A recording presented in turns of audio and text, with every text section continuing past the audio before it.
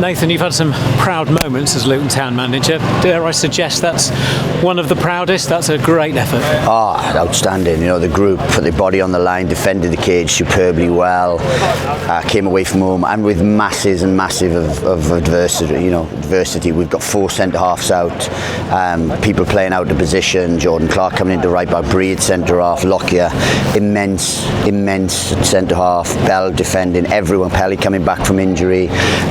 Wonderful. And then Luke Berry, you know, gets a goal. Just a perfect away performance, perfect away day. Ethan Horvath as well. I mean, everybody. It's difficult to pick people out, isn't it? You want to mention everybody because it was such a great team effort. Well, you've got to when you come here, and it's a difficult place to come to. And look, and I thought we had a lot of chances on the counter as well. We could have extended it and made it far more comfortable, but 1-0 sometimes is the best one, especially when you cling in. There's 6 minutes of added time, play 7. There's all sorts of bombarding your box, and you just see the character of the people. People who don't wilt. They go as runners. What a wonderful performance. Super proud of the group. But to be fair, this group has been doing that for a hell of a long time. Dan Potts goes down. I mean, what are you thinking then? 16, 17 minutes in. I mean, it must be a curse of some sort. You know, defender goes down again. We had it last year, if you remember, though. Just innocuous, and stuff happens, and we lost at pretty much every centre half last year. And we had, you know, Kyoso, Bell, all playing. Back? It looked like he landed awkwardly on his back, and so on. But you know, and Potts has been doing so well. So when you do that, but they just ride with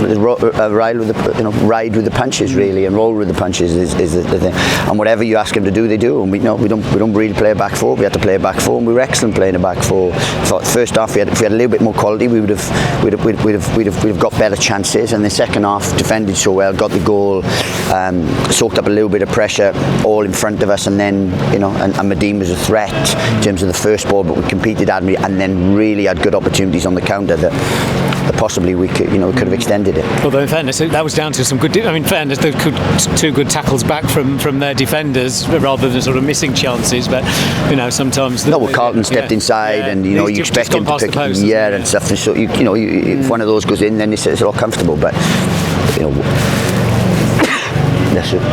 Bless you. Cheers. But what a wonderful away performance, and that epitomises this group, what they do and everything. And look, we weren't fluent, but we've got so many injuries. We've got 6-7 out. So once we get all those back, we can't rotate either. Again, I was looking at the list. There's certain players like Bree and Bell and Campbell. They just virtually played every game. Every single game, and churning them out all the time. And then when you look at the bench, we've got two under-21s. Petit and Lawless on the bench and stuff. So it shows that the depth has been hit severely by what we've had, but they just keep rolling out performances.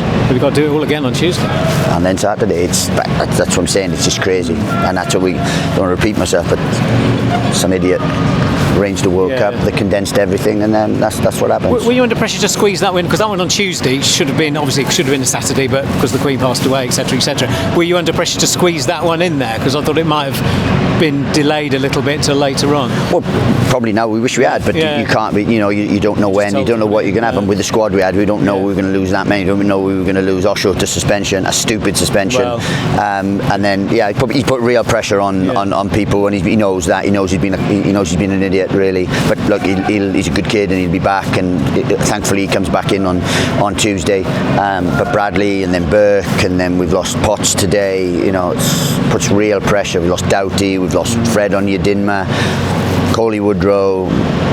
Big injury, or big players there. Lansbury. Real big players there for us, and that's a frustrating thing. But Lockyer looks as though he wants to play every day. Well, and continue into November. I think he wants to play November. Well, I mean, listen, if I was Rob Page, Rob's a friend of mine and grew up together and doing a wonderful job. So you can't tell him. But I'm not sure there's 4 better Welsh defenders than Tom Lockyer, and I really hope he goes because he deserves it. He's been outstanding for us, absolutely outstanding.